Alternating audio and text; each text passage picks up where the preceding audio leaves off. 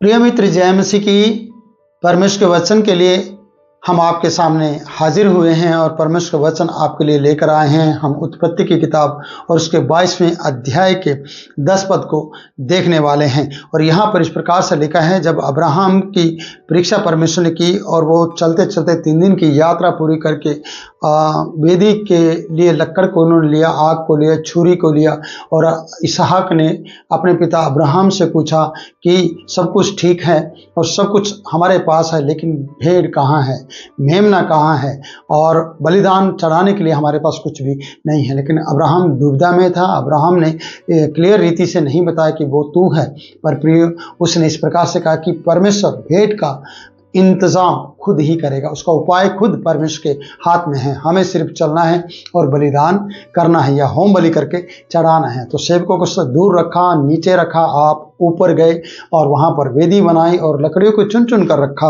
और 10वां पद हमें बता रहा है, यहाँ 10वें पद से पहले कहते हैं कि इसहाक के पूछे जाने पर भी ऐसा नहीं हुआ, सब खुश थे, सब कुछ अच्छा सा वो संग संग चले हैं और लकड़ी चुन चुन कर रख दी गई हैं और इसहाक को बांध दिया गया है और बांध कर वेदी की लकड़ पर उसे रख दिया गया है। और तब उसका नज़ारा क्या होगा प्रियो, तब वो माहौल क्या होगा कि इसहाक अपने बाप के सामने जरा सा भी चुरक नहीं रहा है, जरा से भी वो आवाज़ करके उसे कुछ भी नहीं कह रहा है। तो क्या है यहाँ पर हम देखते हैं कि फिर अब्राहम ने हाथ बढ़ाकर छुरी को लिया कि अपने पुत्र को बलि करे, होम बलि करके चढ़ाना था। अभी यहाँ पर कहते कि उसने हाथ में छुरी को ले लिया है। वो जरा सी भी देरी नहीं कर रहा है इस बात के लिए कि मैं रुक जाऊं या परमेश्वर मेरी सुनेगा, परमेश्वर कहेगा बस बस बस, ऐसा कुछ भी नहीं है। उसने प्रॉपर रीति से परमेश्वर के लिए अपने पुत्र को बलिदान करने की तैयारियां कर रखी हैं।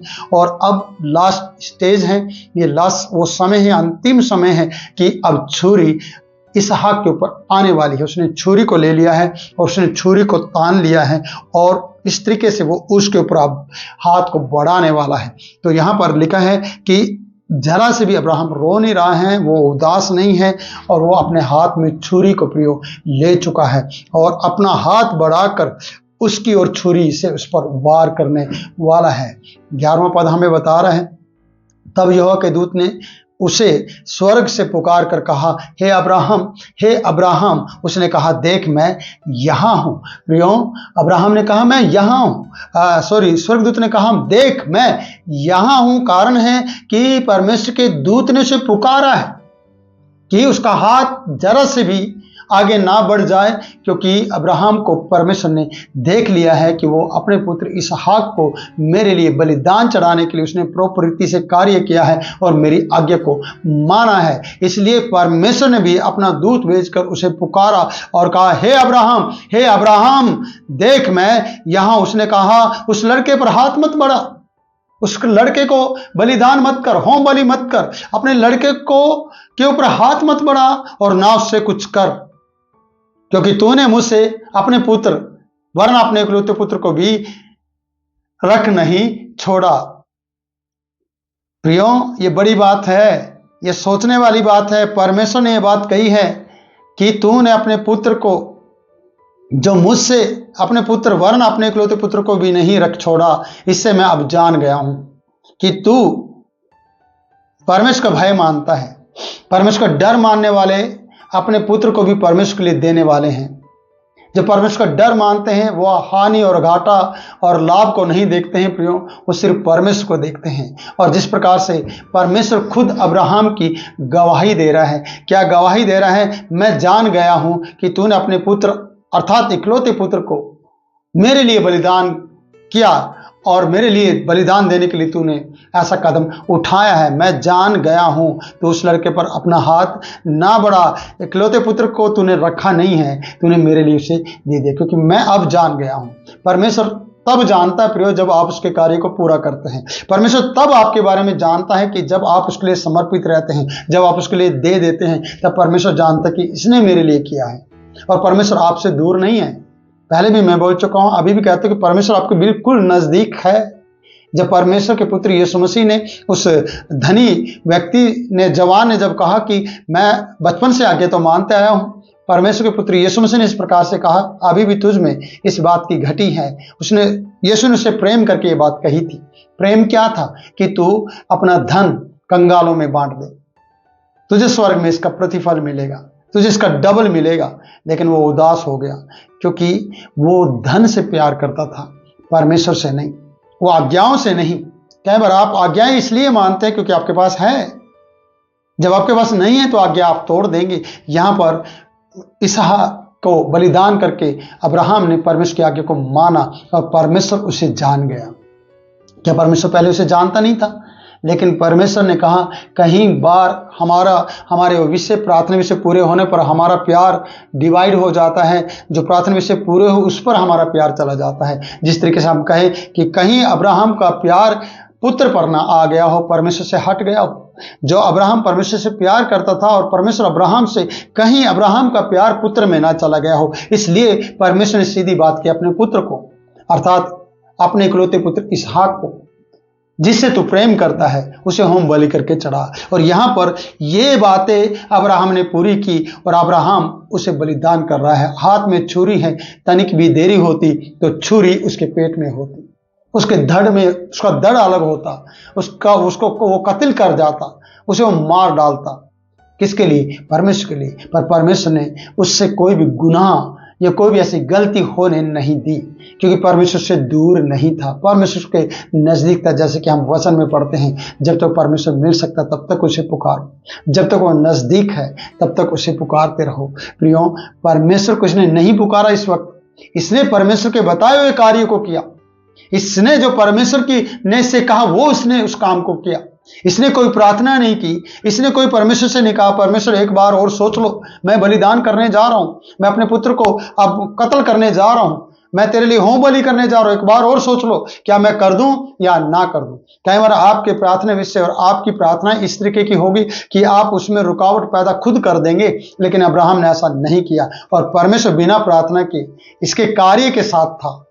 क्योंकि हम जब पढ़ते हैं 21 अध्याय के 22 पद को, उन दिनों में ऐसा हुआ कि अबीमेलेक अपने सेनापति पिकोल को संग लेकर अब्राहम से कहने लगा, जो कुछ तू करता उसमें परमेश्वर तेरे संग रहता है, जो कुछ तू करता उसमें परमेश्वर तेरे संग रहता है। इसके संग आज भी परमेश्वर है, दूर नहीं है, कि कहीं इसका हाथ तेज रफ्तार से इसके पुत्र को कत्ल ना कर दे, इसका हाथ उस पर बढ़ ना जाए। इसलिए परमेश्वर ने पहली बात कही, पुकार कर कहा, हे अब्राहम, ए अब्राहम, देख मैं यहां हूं। उसने कहा, उस लड़के पर हाथ मत बढ़ा और ना उससे कुछ कर, क्योंकि तूने मुझसे अपने पुत्र वरन अपने इकलौते पुत्र को भी नहीं रख छोड़ा, तूने उसे दे दिया है।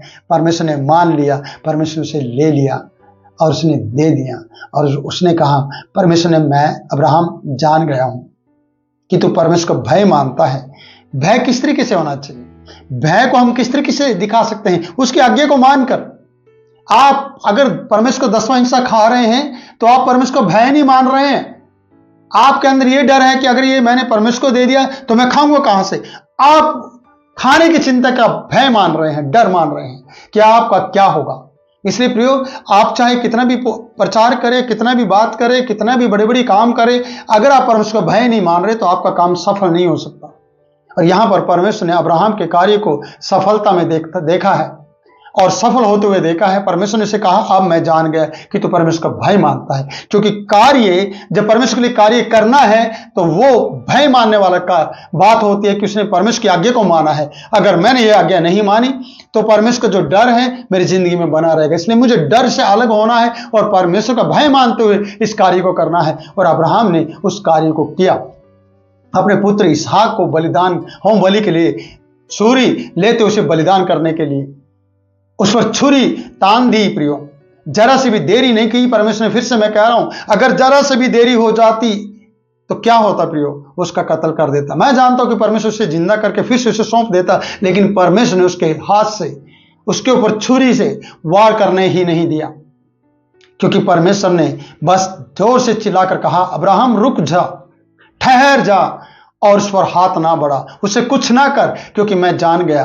क्योंकि तूने अपने पुत्र को मेरे लिए होम बलि के लिए चढ़ा दिया है। मैं जान गया कि तू मेरा भय मानता है। प्रियो, भय मानने में कितनी आज्ञा मान सकते हैं आप परमेश्वर की। अगर आप आज्ञा नहीं मान रहे तो आपके जीवन में परमेश्वर का भय नहीं है, परमेश्वर का डर ही नहीं है। जैसे मैंने कहा, आप दान दशवांश भेंट देने में आप चालाकी करते हैं और आप देते ही नहीं हैं। साल में एक बार देकर आप कहते हैं अब मैं शुरू करूंगा, अब मैं दूंगा, और आप देते ही नहीं है प्रियो। तो इसका मतलब आप परमेश्वर का भय नहीं मानते हैं। आपको दान दशवांश देने की बात की है, पुत्र देने की नहीं। पर यहां पर अब्राहम ने दशवांश भी दिया है, जैसे कि हम वचन में पढ़ते हैं। फिर जब हम लूत की कहानी में पढ़ते हैं, वहां पर उसने मलकी सिदिक की रीति का जो हम जिक्र आता है कि जब उसके लिए रोटियां लेकर आए तब उसने सारी वस्तु का 10वां हिस्सा मलकी सिदिक को दिया। अब्राहम दशवांश देने में भी वफादार है। अब्राहम अपने पुत्र को बलिदान करने के लिए, होम बलि करने के लिए भी वफादार है। और क्योंकि वो परमेश्वर का भय मानता है। जो परमेश्वर का भय मानते हैं ना, वो इज्जत रखते हैं परमेश्वर की, उसकी वचन को मानते हैं, उसकी बात को मानते हैं। और वो चाहे कुछ भी हो जाए बाद में, चाहे मेरा घर चले या ना चले, जो परमेश्वर की आज्ञा है, जो परमेश्वर की बात है, उस कानून रूल को मुझे फॉलो करना है और मुझे उसके वचन को मानते हुए उस कार्य को करना है। नहीं तो मैं दुनियादारी के भय से भयभीत हो जाऊंगा, डरा रहूंगा और मैं कुछ करूंगा नहीं। तो अब्राहम अपनी पत्नी से डर सकता था, अपने सेवकों से डर सकता था, दुनिया के लोगों से डर सकता और उसे कातिल साबित किया जाता। और लोग कहते कि इसने अपना एक पुत्र को जो बुढ़ापे में हो उसी मार दिया, ये तो कातिल आदमी है, ये संसार में या इस जगत में रहने के योग्य नहीं, उसे मार डाला जाता। परंतु ऐसा नहीं, उसने कहा मेरा परमेश्वर ने मुझे से ये पुत्र मांगा है, जिसने मुझे दिया मैं उसी को देने जा रहा हूं। और किसी से कोई सलाह मशवरा नहीं उसने किया है, किसी की सलाह उसने नहीं ली है, और उसने उसे बलिदान होने के लिए। और वहां पर भी परमेश्वर वफादार है। परमेश्वर वहीं पर उसके आसपास नजदीक में चिल्लाकर बात करता और कहता है उससे कुछ ना कर। क्यों? जब आप परमेश्वर के लिए कुछ करेंगे तो परमेश्वर आपको गलत काम होने से रोक देगा। आपके साथ कोई गलत ना हो, वो आपके हाथों को रोक देगा और आपके हाथ को अच्छे कार्य के लिए बढ़ाने के लिए मदद करेगा। इसलिए यहाँ पर प्रियो, परमेश्वर का भय मानने वाला व्यक्ति बनना है आपको। 12वें पद में, उत्पत्ति के 22 अध्याय उसके 12वें पद में आपको परमेश्वर कहे ये बात कि अब मैं जान गया हूं कि तू परमेश्वर का भय मानता है। क्या मेरे भाई, मेरी बहन, मेरी बेटी, जितने मुझे आप देख रहे हैं, मैं आपसे कह रहा हूं कि आप परमेश्वर का भय मानते हैं? कि आप उन आज्ञाओं को मानते हैं जो माननी चाहिए, जिससे परमेश्वर आपसे कह सकते हैं इसे परमेश्वर का डर है। ये बच्चों की फीस कहाँ से भरेगा, इस बात का डर नहीं है, बस इस बात का डर है, भय है इसके अंदर कि मुझे परमेश्वर को देना है। अगर नहीं दिया तो मेरे लिए सब कुछ गलत हो जाएगा और मैं दिन प्रतिदिन कर्जे में डूब जाऊंगा। तो परमेश्वर को ये बात कहने की जरूरत है। वो व्यक्ति जानता है, जो परमेश्वर को भय मानता है, कि मैं गलत नहीं करूंगा। जो परमेश्वर का है मैं परमेश्वर को दूंगा, जो केसर का है मैं केसर को दूंगा। कारण जो फीसें भरने वो परमेश्वर आपकी चिंता करेगा। पहले आपको परमेश्वर के लिए काम करना है, क्योंकि परमेश्वर का सारे दशवांश मेरे भंडार में लिया और हम लेकर नहीं चले हैं और हम घर रख के आते हैं। प्रियो, हम परमेश्वर को ही धोखा देते हैं, उसे ही लूट लेते हैं। जबकि मेरा प्रचार ये नहीं है कि मैं दशवांश पे प्रचार करूं, पर मैं कहना चाहता हूं कि यहां पुत्र दिया जा रहा है, वहां भेंट की बात हो रही है, यहां होम बलि किया जा रहा है। इकलौता पुत्र जो एक ही है उसके पास, जो बुढ़ापे में मिला है, कोई आस नहीं है उसके पास कि फिर से उसके पुत्र होगा। मैं नहीं जानता, पर इसहाक से एक बड़ी जाति उत्पन्न होनी है, उसी को वो खत्म कर रहा है। आप शायद हो सकता है अपने पासवान को और अपने लोगों को वादे याद दिलाएंगे, आप तो ये कह रहे थे, आप तो ये कह रहे थे, आप तो वो कह रहे थे, ऐसा हो जाएगा, मैं इसे मार दूंगा तो फिर कैसे होगा। आपका सवाल ये होगा, लेकिन अब्राहम का सवाल ये नहीं है। अब्राहम का कोई सवाल ही नहीं है, अब्राहम के पास सवाल नहीं है प्रियो, सवाल परमेश्वर के पास है। उसने कहा अब मैं जान गया कि तू मेरा भय मानता है। यहीं पर मैं समाप्त करता हूं कि परमेश्वर का भय मानने वाला व्यक्ति बनना है, उसकी आज्ञाओं को पूरा करते हुए।